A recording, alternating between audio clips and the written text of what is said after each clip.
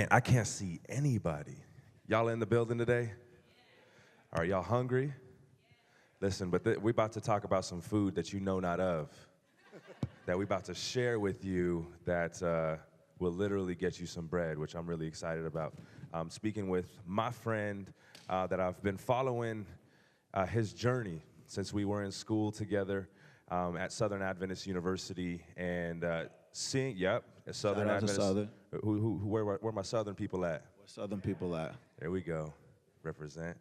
And really excited about seeing your journey from Southern to where you're at today. Tell us about yourself, tell us where you're at, and what you're doing.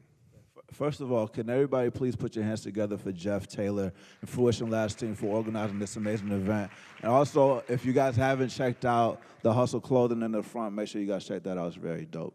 So, but yeah, yes, about me. So I am a product of Adventist education. As he said, you and I went to school together. I went to Becker Adventist School in elementary school. I went to Atlanta Adventist Academy and then Southern Adventist University, double major business administration and music. I'm a cellist and been doing that. Now, so while you were at Southern, you were pretty active in Adventist education and doing a lot of things. Talk about your journey pre-Southern, and I believe you had a conversion experience in the process, and God using that same skill that you had before today. So you want me to tell you that real story? The real. I mean, this is, y'all want the real story, right? All right, all right. So I was born in California, grew up in Atlanta, been playing the cello since I was 4 years old. As a classical musician, you often come in contact with business people, and as a musician, you don't always think about the business side. And my cello teacher told me that once you achieve a certain level of success, you're forced to become your own brand, and so to master business. And so you also meet business people, and private equity guy said investment banking is the best place for you to go if you want to be an entrepreneur. As a musician, I was also being in Atlanta, doing a lot of studio musician work, so I used to throw big parties for Jermaine Dupri, Jay-Z, Floyd Mayweather, a lot of people like that, which also put me in a lot of wrong circles. And so when I graduated, I had no internships. I taught myself financial modeling online. Actually, I graduated, had no internships, 2010, May 5th. I've actually never told this story really publicly, but I'll tell you guys. I used to drink a lot when I was younger, and so I used to drink and drive. And so I fell asleep at the wheel, crashed career fairs, ran into a power pole, got arrested, got 4 tickets, striking a fixed object, failed to maintain lane, suspicion of DUI, and reckless driving. And paramedics came and said, "You must come from a praying family because you should have died tonight." Father came and said, this wasn't the first time I almost lost my life, but my father said, "God must be keeping you alive for a reason, so figure it out." So discovered something online called Breaking into Wall Street, and a blog called Mergers and Acquisitions. Taught myself financial modeling, blogged all the reasons why people wouldn't hire me because my GPA was very low in college, because I was always either performing internationally or partying. Sent out 1,900 emails, crashed career fairs, and got my first job as an investment banker in Chicago, which was cool. Did that for about 3 years. And then because my Twitter following was so large, a big venture capitalist reached out to me online and said, "We need to get you into tech." He was at Andreessen Horowitz. And I was like, this doesn't happen every day. Let me meet this guy. Convinced me to quit my job. Learned that people in tech didn't really like investment bankers. Bought a one-way ticket, had a place to live for a month. Sent out 5 emails every day. 3 weeks later, I got a job. Wrote a story about it called Breaking to Wall Street. It blew up, reached millions of people. And now I'm here today. But there's more about it. We'll talk about it later. Yeah, and if one of the things, how can they find that blog? Because I'm not a blog reader. I am a bold point reader. You know, I look at the time and I see how long it takes me to read something, and I will read through the bullet points. But when I read your blog on your journey from graduating from Southern, getting involved in investment banking and diving into tech, you wrote about that journey and how you were able to connect and dive deep into tech through connecting with these people. Where can they find that information? So you could Google Breaking the Stars and you could find that story. But I actually learned about blogging while I was at Southern. through my buddy Adam Womack. I don't know if anybody knows Adam Womack. So he and I used to have a blog called Social Reformer, and we used to just write about different things and realize the power of reaching people online. The other part that I didn't tell you about and I'll go back to what you said, is that after I made the decision to stop drinking, I've actually been 7 years sober. Amen. Everything got reduced to reckless driving, so I'd have something on my record. So that's why I don't really tell about that. And then after I started getting serious and like getting about God and everything like that, my career's just been on an upward trajectory. But going back to blogging and things that come online, I always felt like when I got into banking, because I wrote the reasons why I wouldn't get into banking, thousands of people reached out from random schools, asking how to get into an investment bank. Because this knowledge isn't taught at traditional schools. I didn't learn it at Southern. I didn't learn it. Some schools don't teach it at all. So I help people, over 50 people, get into the biggest investment banks, Deutsche Bank, Goldman Sachs, whatever, through showing them the same path that I figured out how to do. And I learned how to tell your story from a position of power. Because a lot of times people were like, why does a cellist want to get into tech or want to get into investment banking? And you have to learn how to draw the connections. And that has translated into everything else that I've been doing today in tech as well. So you can find it just by Googling it. Google it. No, it is one of the most powerful reads. I mean, I read the entire thing, and it's a detailed story of how he was able to do it. And so talk about that. Dive into, so you were involved in investment banking. Why tech? So tech, hold up, let me show you a slide. So tech has taken over every single industry. So even if you don't want to break into startup, there are skills that you are going to need, and there's roles that are going to exist and jobs that are no longer going to exist in the future. And so even though that venture capitalist told me that even though U.S. is going to be a majority minority, if we don't know about the opportunities that exist or the skills that you need, you're going to get hit by a wave instead of being able to ride a wave. And so what this slide shows you is that there are, and this is just 7 major economies, there's 850 million people that are underutilized, meaning unemployed, working part-time, or inactive, and 1.2 billion people will be affected by automation, meaning artificial intelligence, machine learning, driverless cars, things like that. So a lot of the jobs that you have now won't exist, and a lot of things that you're studying for won't be relevant, and our current education system cannot keep up with the pace of technology. And so I felt that it was very important for me to ring the alarm now, get the skills myself now, put myself in a position of power to get other people in a position to be able to get the skills and to come up, because most of the jobs aren't online and come through referral. And so I felt like it's important for someone to witness within the organization by showing improvement through action and deeds. And then, when people ask you why you live your certain lifestyle, that's the best way to spread the gospel. And then in my lifetime, I want to affect 1 billion people, but I think that the only way to do that is through technology. But people think that technology is a savior for everything. But I feel that every online interaction should lead to an offline interaction, and I'm just focused on helping people get jobs. Yeah, that's big. So going from teaching people how to get into investment banking, buying a one-way ticket from Atlanta to the Bay Area to get involved in tech. Now, your background wasn't tech. So yeah, I didn't tell you that part. So when I moved here and I had no job, so when I moved to San Francisco, I had no job. If you guys haven't been paying attention, San Francisco is suffering through a housing crisis. And so there's a lot of people that have roommates 30s, 40s years old. There's people that buy up mansions and live together. But I happened to stay in one of these homes that was started by the guy that created the Facebook like button in GChat. So even though he's very, very well off, he also lives with 14 other people. And I found an Airbnb that allowed me to stay in that home. And they cook dinner every Monday. They're really nice people. They're not trying to talk about work or whatever, and they forgot to cook dinner that Monday. So I offered to cook dinner, and we had a meal. And what's crazy about it is after I made the meal, everybody grabbed hands and told me to say grace. So I knew I was doing the right thing. So they asked me how they could help. I told them I was trying to break into tech. They offered me to live in that house for a month, and then just kind of looked out for me. So, yeah. So from breaking into tech yourself, being an example of it, now wanting to teach other people how to break into tech, Talk about what you've been able to do to help people break into tech, starting with a podcast, and why. Well, a lot of the tech media tends to focus on the same people, the same founders, same engineers, same venture capitalists. And a lot of people, when they think about tech, they're like, oh, I have to start a company immediately. Part of the reason why I worked at 2 different companies, one in education and one in healthcare, is because I recognize the dynamics that when it comes to like just the way the game is played.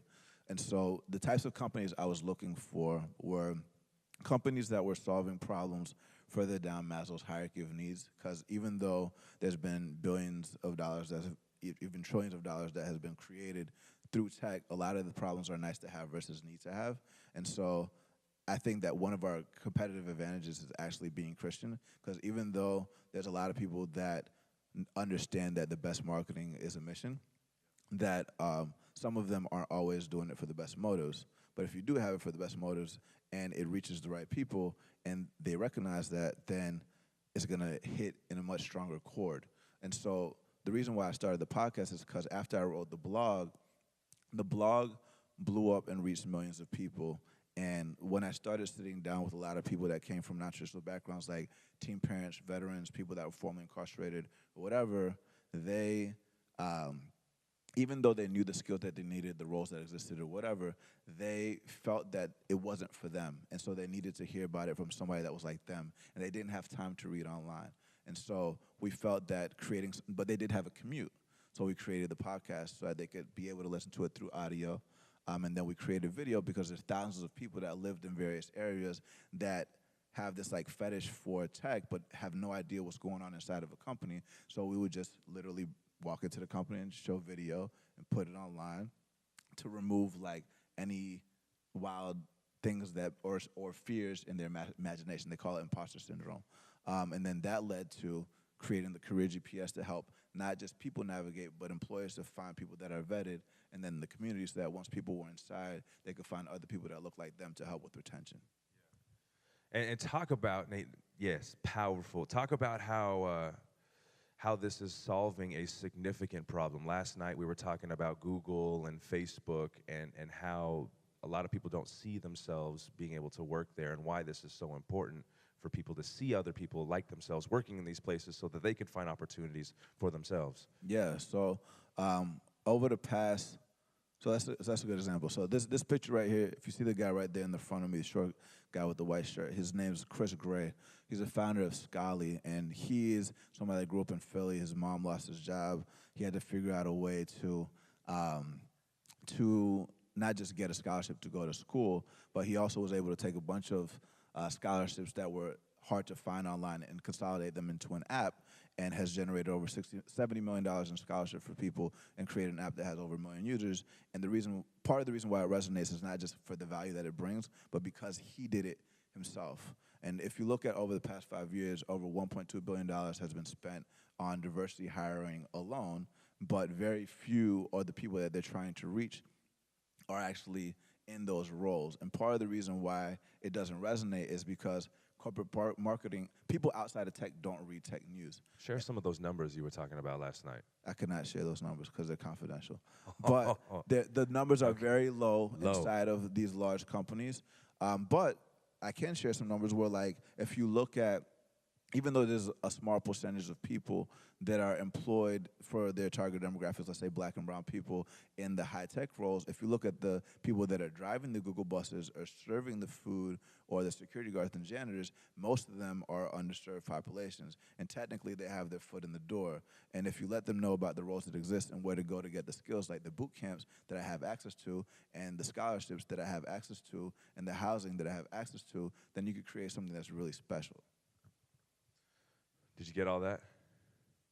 Now, epic, and it might sound like a lot, and it is a lot. The research that he's pouring into it, the networking, the people that you've been able to connect with to create opportunities and jobs where there weren't opportunities before, or people that even know how to get access to those opportunities.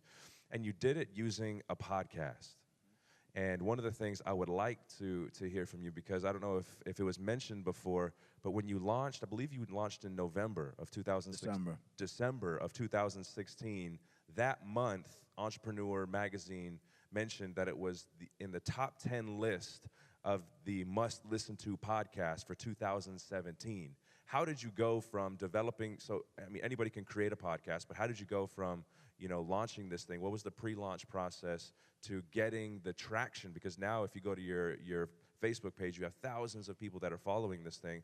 Walk us through some of the simple steps. If somebody out here is looking to launch a podcast, what are some simple steps that somebody can go through to launch successfully? So creating a podcast isn't hard. The distribution is the hardest. Same thing with what the guy Balaji was telling me about. It's like in Silicon Valley, there's a engineering bias where the builders are the guys, essentially. That's the wrong term to use in this crowd. But it's true. but essentially, the people that they don't understand distribution. And so the conventional way of thinking is the best products sell themselves. And so same thing with like a podcast. There's thousands of podcasts being created every day, but very few of them get listened to. So when you think about what you want to create or what subject you want to focus on, you want to figure out like what your target audience is going to be. And so we spent a lot of time thinking about like this slide, which is like, who are we trying to reach and what content is relevant for them? And even though our content initially was focused on people breaking in, we also realized that after you get your first job, there's other things you got to understand, like how to navigate corporate politics, salary and equity, negotiation, talk about how most startups fail and that there's layoffs. How do you deal with layoffs? How you can't just work in one role for the rest of your life, things like that. So figuring out who your target audience is very important. I think that it's a combination of marketing is not just not just something that you're going to be focused on promoting through the various platforms. You're going to have social media. You're going to have your distribution strategy through your different publications. But it's a very long thing to cover on a talk right now. Where should they, if they want to get resources, what's the best resource for somebody looking to launch a podcast? It's all over the place. It's not centralized, but I would say that there's a guy named Nick Qua that runs a newsletter called Hot Pods. So I would check out Hot Pods if you want to learn more about just the game and how podcasts work, and follow like Steve Wilson, who's the guy who runs Apple's stuff. And also I would study the Loudspeaker Network. I think the Loudspeaker Network, even though it's focused on like the Black and brown audience and kind of like the Breakfast Club audience, they've figured out a way to get millions of people in the hood to listen to 2-hour-long podcasts about ratchet stuff. The reason why I think that's interesting is because you can do the same thing for the Adventist community or just Christian community in general, where they've created a mastermind of different podcasts. So let's say we had a Fruition Labs podcast, and I had the Adventist Breaking the Tech podcast, and then he had the, Let's Get Food to People podcast, and then we all had our own network under our own umbrella. And then every time I open a podcast, I'll be like, yo, by the way, make sure you guys check out and subscribe to Fruition Labs. And then he's like, by the way, make sure you check out Adventist Breaking the Tech podcast. And once you guys break in, you guys have got to eat, make sure you check out his podcast, right? So you create these network effects where everybody's starting to support each other. And society tries to tell you that it's lonely at the top, but if you think about climbing Everest, it actually is a team effort. And the only way to solve these problems is by working and climbing and building together. Absolutely. I have a question. How many of you are currently in tech? Currently in tech. How many of you, okay, put your hands down. How many of you are interested in breaking into tech? Okay, interesting. One of the things that I found with Adventist education is tech is not something that we typically talk about. You and I are both products of it. One of the passions that I've heard you say over and over and over, and it seems to be the core, is you're trying to provide a pipeline to create jobs and opportunities for people in tech, in the startup community. How can we, within the Adventist context, make that happen within our current education system? It's a good question. So a lot of people think that the only jobs in tech are engineering jobs, but there's all kinds of jobs. There's sales jobs, there's biz dev jobs, there's product management jobs, data science jobs, list goes on. And we are a very mission-driven community. and there's a lot of causes that we care about, and a lot of things that we want, a lot of change that we want to make when it comes to those causes. And I would, even if you don't want to break into tech, I would highly encourage everyone here to understand how to solve whatever problem with a software component. If you could read a post by Mark Andreessen called "Software is Eating the World," and then mobile is eating the world, because essentially we're close to the entire world being connected by mobile phones, which are essentially supercomputers in your pocket. So that's like the ultimate distribution channel, or the ultimate way to get the gospel out for whatever it is that you're preaching. So you have like 5 billion people that are connected online through mobile phone in rural areas that are technically using that, valuing that more than even their homes or even their cars or things like that, because that can get them shelter through something like Airbnb or whatever like that. And so I would say that in our current education system, first of all, we need to let everybody know what roles exist and the skills that are needed to get those roles, and if they want to get them, to point them in the right direction. And so what I would love to do is just get distribution to people that are in the events community alone so that they can start listening. If there are people that are in tech in the events community that I could feature on the podcast, I would love to put them on the podcast so that more people that are Adventists can be inspired by them as well. And then if there's a way for me to identify who does have the skills that might be working at a corporation that wants to get into the tech space, it doesn't have to be in Silicon Valley, it could be New York, Boston, whatever, I'll put them in a role very quickly. And once we are in positions of power, we can uplift other Southern or Oakwood or whatever graduates through apprenticeships and things like that. And it's very easy. So if you guys want to have that conversation, we can make it happen. No. It's not if you want to. It's that you need to have this conversation. It's something that if I believe if the Adventist education is going to survive, it is going to have to address this conversation about how we can get Adventists breaking into tech to create sustainable opportunities. As you mentioned in the beginning, that AI is going to wipe out a lot of the current jobs that are available. And this is an extremely sustainable way for us to do it. And the influence, the network, the people that you have been grinding, go through some of the other slides. Like, not only is he, hobnobbing with Tim Cook and the rest of them, but he is connected with some of the biggest and best. Gary, that's my guy. And connected with some of the biggest and best guys to be able to provide people with jobs. Provide people with jobs is a huge opportunity. So if you know people currently in tech, get him your contact information. If you know people interested in tech, get him your information and talk to us. Now, breaking into startups is about more than just a podcast. It's not just a podcast. Talk about where people can find you and what they can get from it and what you want to do with it. Okay, I'll talk about that in a second, but I do want to touch on what you just said, which was like, I live in San Francisco where it's a very godless city. If you go to church, there's not a lot of youth that are in there. If you look at churches across the nation, across the world, there's not a lot of youth in there. And part of it is because, like, the message that's being preached is not resonating to our demographic, and they're not speaking in our language. And I'm not saying that, tech is the language, but we need to have more of us in leadership positions that care about the church, and the church should not just be a place where we go to on Saturday. If you look at what the church has represented historically, they have been an influence in business and education, not in community, in leadership development, in civil rights, especially with what's going on politically. And so I would love to see not just youth being more active in the church and helping them stay up to date technologically, but also figuring out a way for us to get more active in the community and to see the church as a place of refuge. When there's a place of crisis, do we go to the church and have a game plan and strategize on what we do next? Do we consult with our pastors about what we should do? Do we see them as that type of a resource, or do we not? Right. So I think that that's another opportunity that I see when it comes to getting us more involved with the church and making sure that we bridge old and young, whatever. So race is all that. But what Breaking Startups is beyond that. Breaking Startups, as I said, as the MC said before, we are a centralized resource for employers and candidates.